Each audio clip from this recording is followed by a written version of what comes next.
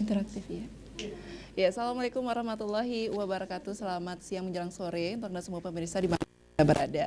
Seperti biasa saya hadir kembali di Special Talk Show bersama saya Agustiada, dan juga saya sudah tidak sendirian lagi. Di sore hari ini sudah bersama dengan para ibu-ibu yang hebat yang pastinya. Kita akan sapa narasumber kita terlebih dahulu.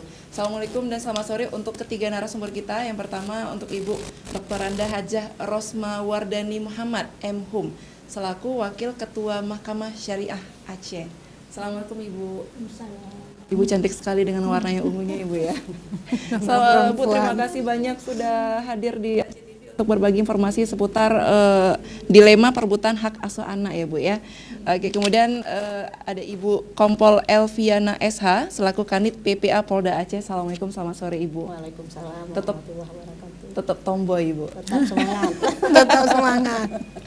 Oke, dan terakhir dengan Ibu Amrina Habibi SH selaku Ketua P2TP2A Rumo Putro Aceh atau Kasih PHA Bidang Sipil Informasi dan Partisipasi. Assalamualaikum dan selamat sore Ibu. Waalaikumsalam warahmatullahi wabarakatuh. Selamat sore juga. Ini kali kedua ya Bu Amrina ya.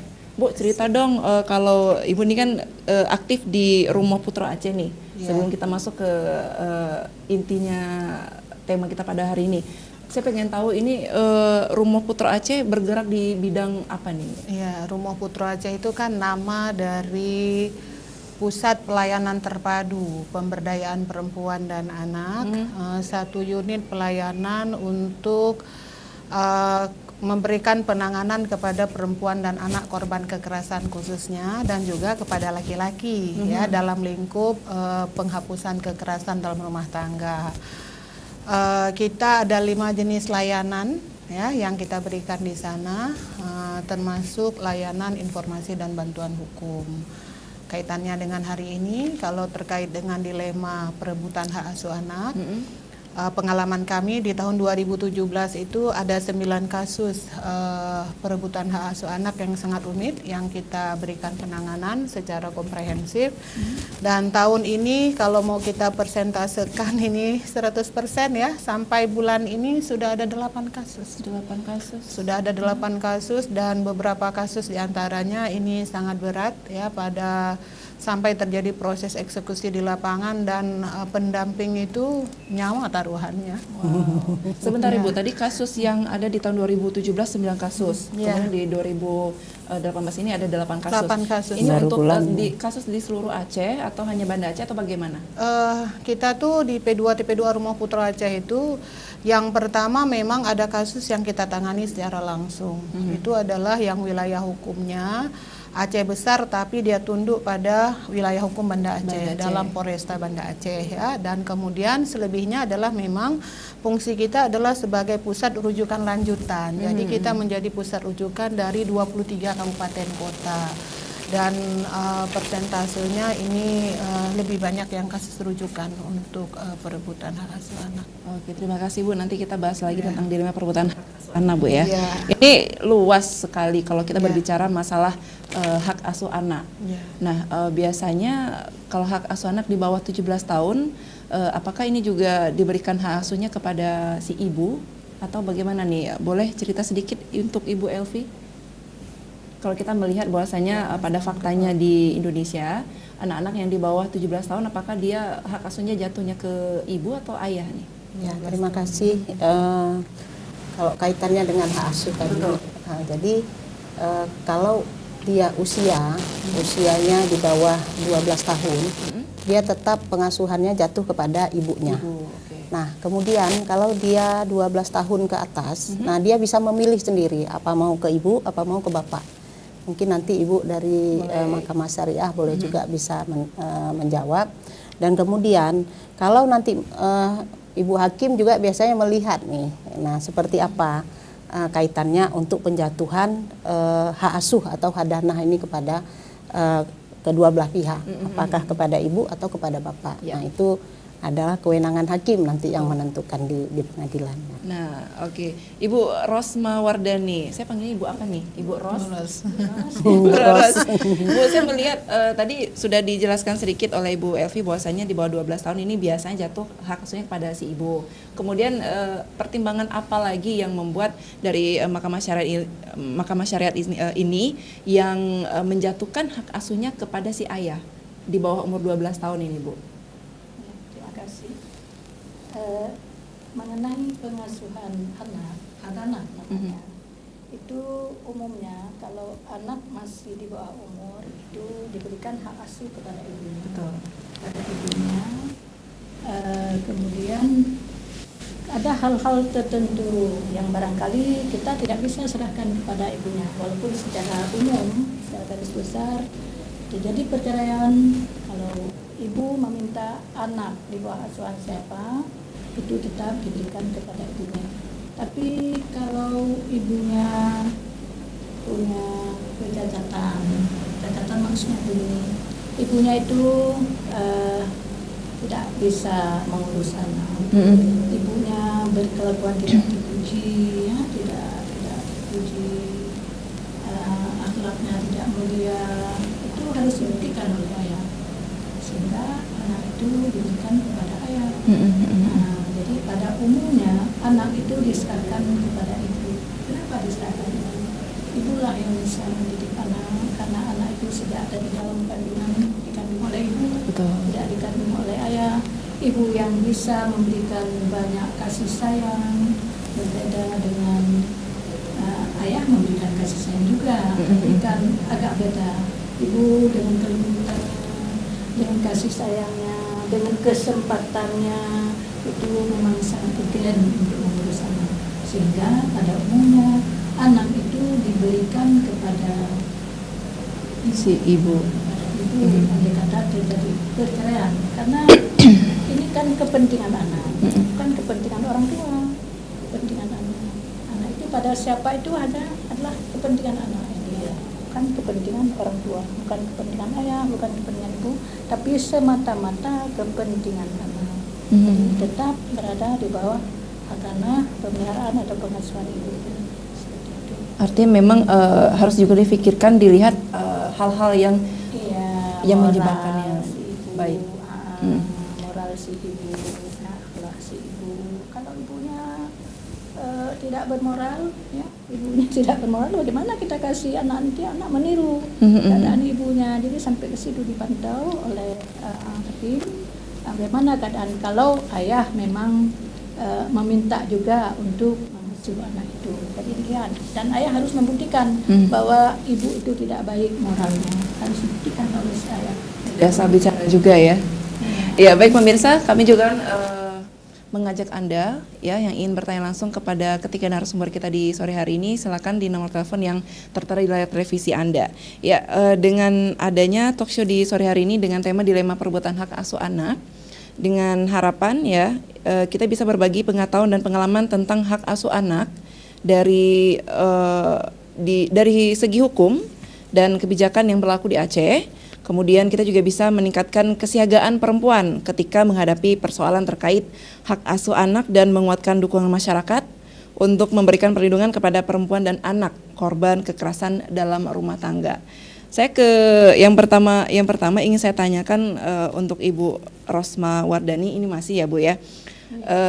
Melihat upaya apa saja yang telah dilakukan Mahkamah Syariah terkait pengawasan dan pembinaan secara berkala, ini baik internal maupun eksternal, khususnya terhadap putusan yang berkeadilan. Seperti apa ini, Bu? Iya. Mahkamah kan, tugas mahkamah menerima, memeriksa dan memberi putusan. Nah, kan seperti itu. Kemudian dalam putusan mahkamah yang berhubungan dengan anak itu, sekarang ada surat edaran Mahkamah Agung nomor 5 ya.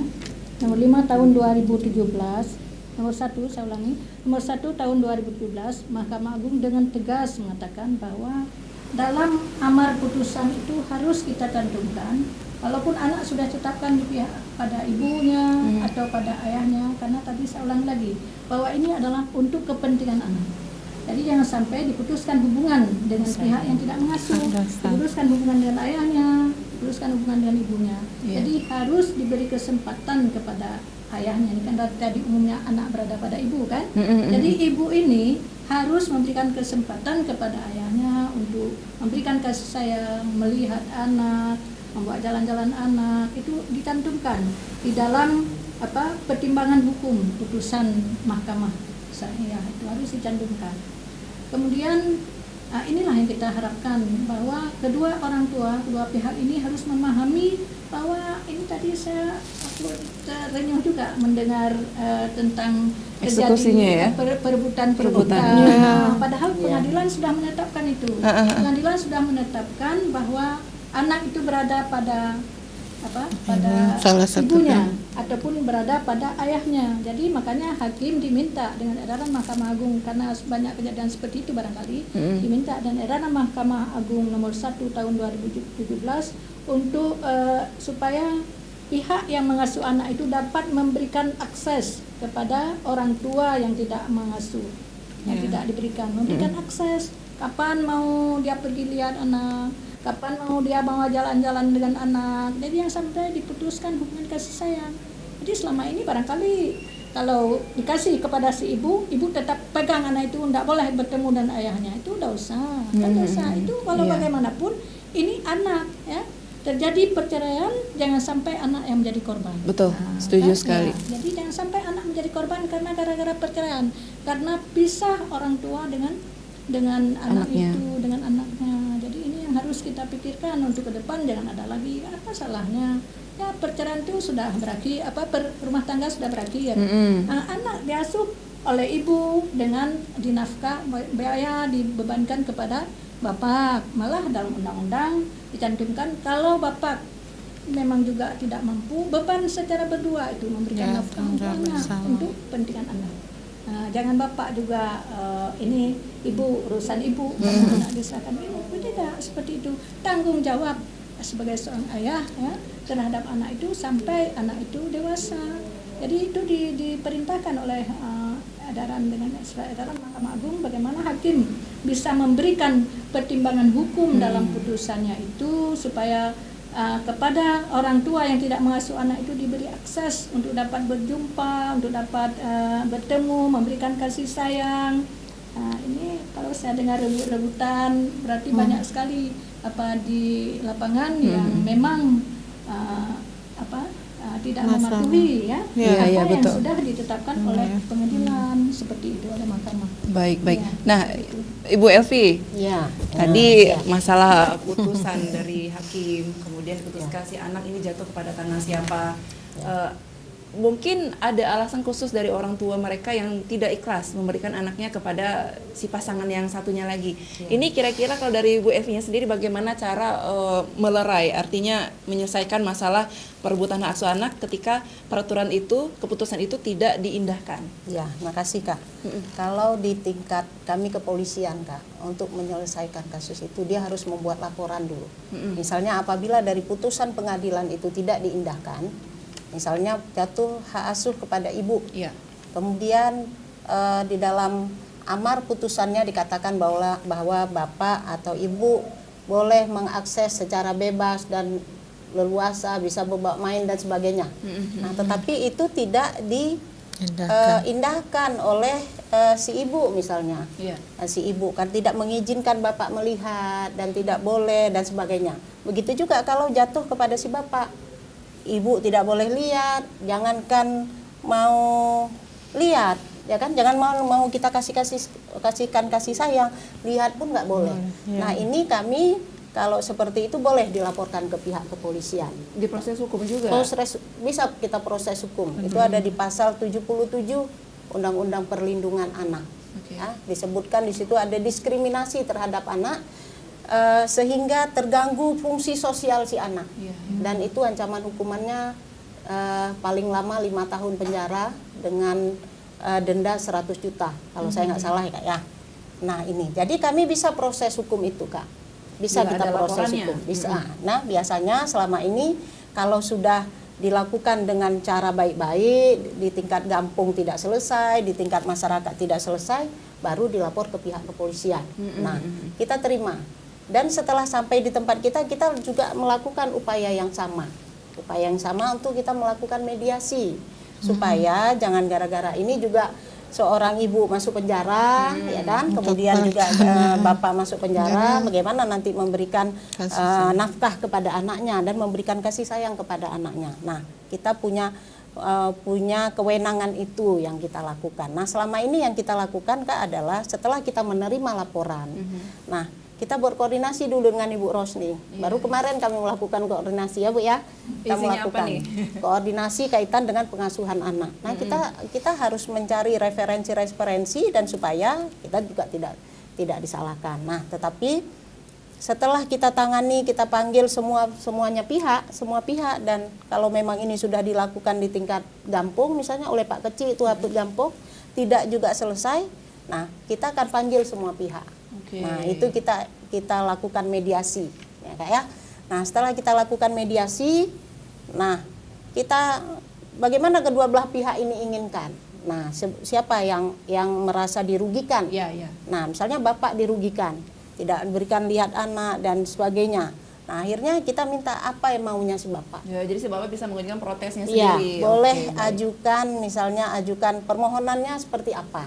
Nah, itu kita disepakati, kita tanya lagi sama ibunya. mau nggak Nah, gitu mau ya? nggak? Nah, kita lakukan. Biasanya kalau udah kami lakukan itu mediasinya alhamdulillah biasanya berhasil Kak ya. Nah, berhasil, ada putusan-putusan yang kesepakatan yang mereka sepakati. Nah, seperti itu. Itu kita buatkan di dalam berita acara hasil mediasi. Oke, Nah, kita tahan dulu ya Bu ya. Boleh. Oke. Semangat Ini nih Kak soalnya. Betul, saya setuju sekali karena memang semakin panas ya, dengan udara juga di luar Banda Aceh juga cukup panas. Ini bisa memancing emosi kita juga kalau udah ngomongin soal anak nih ya. Dan ada juga silakan ikut berpartisipasi dalam layanan telepon yang ingin bertanya langsung pada ketiga narasumber kita tentang tema kita dilema perebutan hak asuh anak. Tetapi sesaat lagi, jangan kemana-mana, tetap di Special Talk Show.